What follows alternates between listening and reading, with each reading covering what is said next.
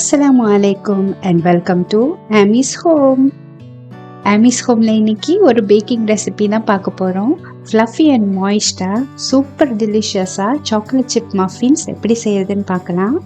இந்த chocolate chip muffin செய்கிறதுக்கு எந்த விதமான காம்ப்ளிகேட்டட் பேக்கிங் டெக்னிக்ஸும் தேவையில்லை. ரொம்பவே சிம்பிளான மெத்தட் வச்சு நம்ம பேக் பண்ணிடலாம்.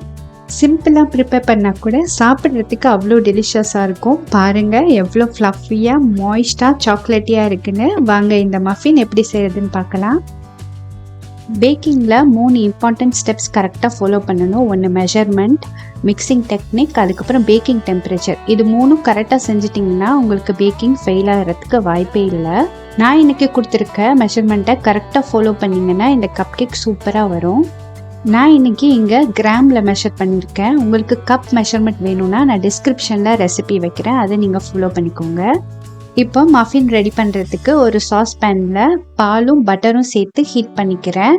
பட்டர் மெல்ட் பண்ணுற அளவுக்கு ஹீட் பண்ணால் போதும், பால் கொதிக்கணும்னு அவசியம் இல்லை. சாஸ்பேனில் செய்கிறதுக்கு பதிலாக நீங்கள் மைக்ரோவேவில் கூட ஹீட் பண்ணி பட்டரை மெல்ட் பண்ணிக்கலாம். அடுத்தது 80 கிராம்ஸ் ஆஃப் சுகரை கரெக்டாக மெஷர் பண்ணி எடுத்து வச்சுருக்கேன். அதில் அந்த சூடான பாலை மிக்ஸ் பண்ணி நல்லா சுகர் கரையிற அளவுக்கு கலந்து விட்டுக்கோங்க. பால் வார்மாக இருக்கனால சுகர் ஈஸியாகவே கரைஞ்சிரும். நல்லா கரைச்சிட்டு பாலை இப்போ ஆற வைக்க எடுத்து வச்சிடலாம்.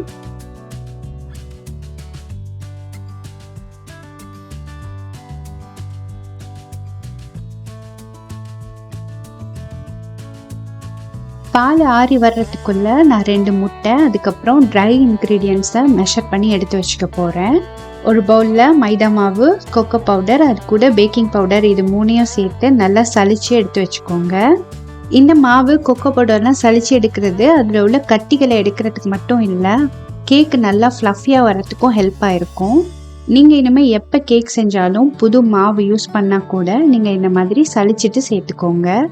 பாலில் பட்டர் சேர்த்து மெல்ட் பண்ணி எடுத்து வச்சுருந்தோம்ல, அது நல்லா ஆறி ரூம் டெம்பரேச்சருக்கு வந்ததுக்கு பிறகு 2 முட்டை, அது கூடவே 1 டேபிள் ஸ்பூன் அளவு வெனிலா எசன்ஸ் சேர்த்து நல்லா பீட் பண்ணி எடுத்து வச்சுக்கோங்க. சாக்லேட் கேக்குக்கு வெனிலா எசன்ஸ் அந்தளவு இம்பார்ட்டண்ட்டாக கேட்டிங்கன்னா கண்டிப்பாக நம்ம முட்டை சேர்க்குறனால வெனிலா எசன்ஸ் சேர்க்கணும். அப்போ தான் அந்த முட்டையோட ஸ்மெல்லு இருக்காது.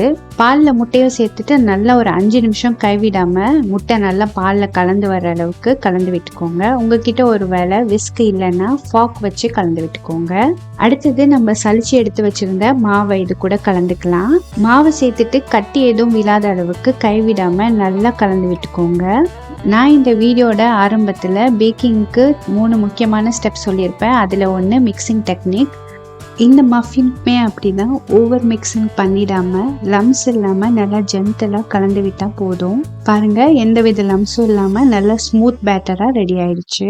அடுத்தது இந்த மஃபின்க்கு ரொம்ப முக்கியமான இன்க்ரீடியன்ட், மஃபினோட ஹீரோனே சொல்லலாம், 100 கிராம் சாக்லேட் சிப்ஸை இது கூட சேர்த்து நல்லா கலந்து விட்டுக்கோங்க.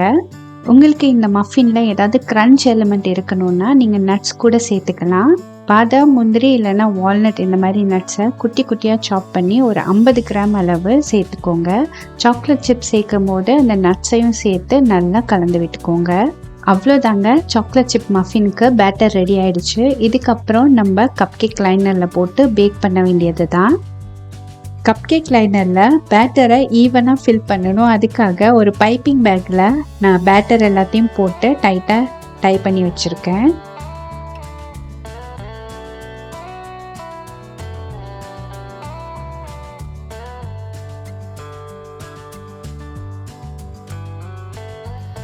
நம்ம பேட்டரில் சாக்லேட் சிப் இருக்கிறதுனால பைப்பிங் பேக்கை கட் பண்ணும்போது கொஞ்சம் பெரிய ஹோலாக வச்சு கட் பண்ணிக்கோங்க. இப்போ கப் கேக் லைனரில் பேட்டரை சேர்க்கும் போது 80% அளவுக்கு மாவு சேர்த்துக்கோங்க. கப் கேக் லைனரில் 20% அளவுக்கு கேப் இருக்கணும். கப் கேக் லைனரில் 20% கேப் வச்சா போதும். மஃபின் ரைஸ் ஆகி வரும்போது கப் கேக் லைனரை விட்டு கொஞ்சம் மேலே பாப் ஆகி வந்துருந்துச்சுன்னா பார்க்கும்போது அழகாக இருக்கும். எல்லா லைனர்லையும் பேட்டர் ஃபில் பண்ணதுக்கு அப்புறமா அதுக்கு மேலேயும் லைட்டாக சாக்லேட் சிப் ஆட் பண்ணிக்கோங்க. நான் இன்னைக்கு ஹெர்ஷேஸோட mini semi sweet chocolate chip தான் எடுத்திருக்கேன். அடுத்தது மஃபின்ஸை பேக் பண்ண வேண்டியது தான். வீடியோ ஸ்டார்டிங்கில் நான் சொன்ன மாதிரி 3வது இம்பார்ட்டன்ட் டெக்னிக் பேக்கிங் டெம்பரேச்சர் தான். இந்த மஃபின்ஸை ஏற்கனவே 10 நிமிஷம் 180 டிகிரி செல்சியஸில் ப்ரீஹீட் பண்ண அவனில் 15 to 20 minutes பேக் பண்ணி எடுத்திருக்கேன். அதே மெத்தடை நீங்கள் ஃபாலோ பண்ணிக்கோங்க. அவ்வளோதான், சூப்பர் சிம்பிளாக நம்மளோட ஃப்ளஃபியான மாய்ஸ்டான சாக்லேட்டியான சாக்லேட் மஃபின் ரெடி ஆயிடுச்சு. பெரியவங்கலேருந்து சின்ன பிள்ளைங்க வரைக்கும் என்ஜாய் பண்ணுற மாதிரி சூப்பர் டெலிஷியஸான ஃப்ளஃபியான சாக்லேட் மஃபின் ரெசிபி இன்னைக்கு பார்த்தோம். இந்த ரெசிபி உங்கள் எல்லாருக்கும் பிடிச்சிருக்குன்னு நினைக்கிறேன். கண்டிப்பாக இந்த ரெசிபியை உங்கள் வீட்டில் ட்ரை பண்ணி பாருங்கள். உங்கள் ஃப்ரெண்ட்ஸ் அண்ட் ஃபேமிலிக்கும் ஷேர் பண்ணுங்கள். மறக்காமல் எப்படி இருந்துச்சுன்னு கமெண்ட்ஸில் சொல்லுங்கள். தேங்க்ஸ் ஃபார் வாட்சிங். அமீஸ் ஹோம்.